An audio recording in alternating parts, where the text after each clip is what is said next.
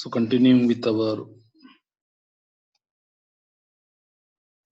session on economic scheduling, we'll take an example so that you understand the concept better in this video.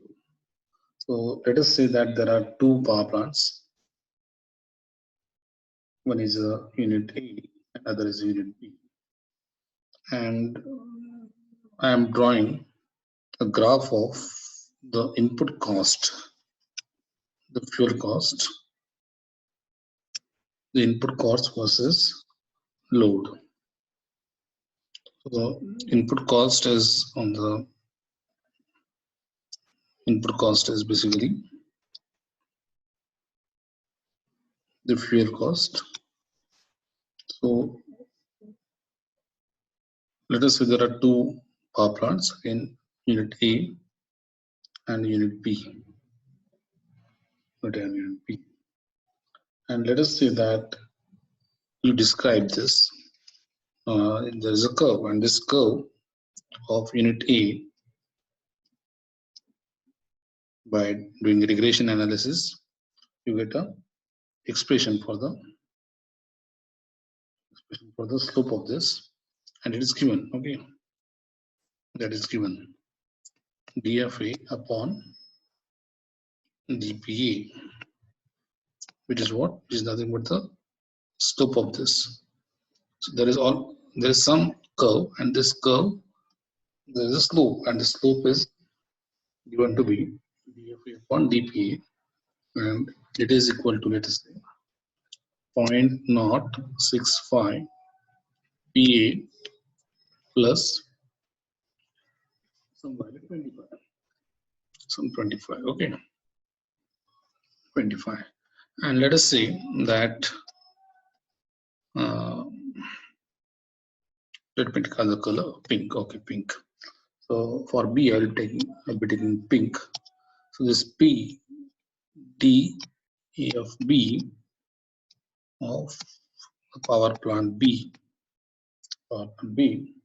This is described. The slope of this is described by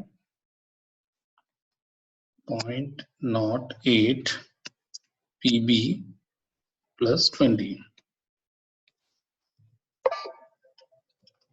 So how do we get this data? Okay, so this data we get by actually taking the readings. Okay, actually taking the readings of those power plants, power plant A and power plant B. Right. So once this data is available with us, let us say that these two power plants, they need to be operated. They need to be operated to satisfy a load of 200 megawatt. So imagine that there is one town, and that town has a total load of 200 megawatts, right? So if I want to meet that 200 megawatts, then this 200 megawatts can come from the unit A plus unit B. Unit B is combo. Now, what is scheduling? Scheduling means how much should the power plant A contribute in 200 megawatt, and how much should the power plant B contribute in the 200 megawatts. So we can say that, okay, this is 200 megawatts, so let PA contribute 50, equality. Okay, we'll say that, okay, PA will contribute 100, PB is contributing 100. So that becomes everyone who gets the same thing. PA gets 100, PB gets 100, so you satisfy 200 megawatts. Okay, but that is not the rational. Okay, that is also a scheduling, but that scheduling is not rational in the sense that scheduling is not going to give us the minimum cost.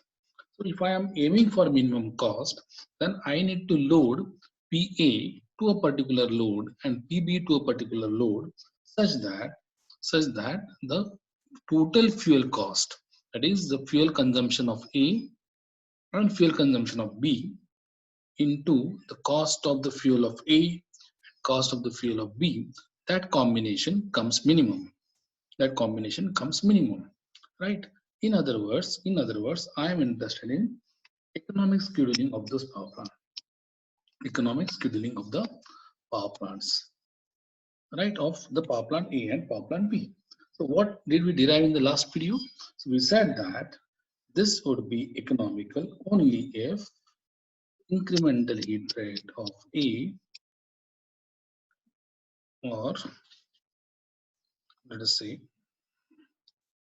incremental heat rate of A, or in this case, the incremental fuel cost of A is equal to the incremental fuel cost of B, because this is what we had proved. Okay, so if this is the case, then and then the total fuel cost will be minimum. So let us find out what you get. So you are already given the slope of this FA upon PA is given as 0.065 PA plus 25, and this is also given, this slope is also given, which is 0.08 PB, 0.08 PB plus 20.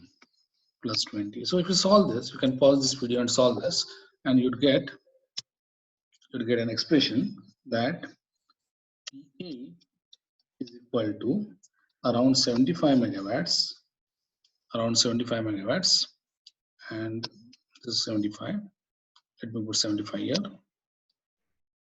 75 megawatt, and PB is around 125 megawatt. Look at this. This is very interesting. So we might think that a best way of satisfying 200 megawatt is loading A with 100 megawatt and loading B with 125 megawatt. However, what we see is that is not the economic loading.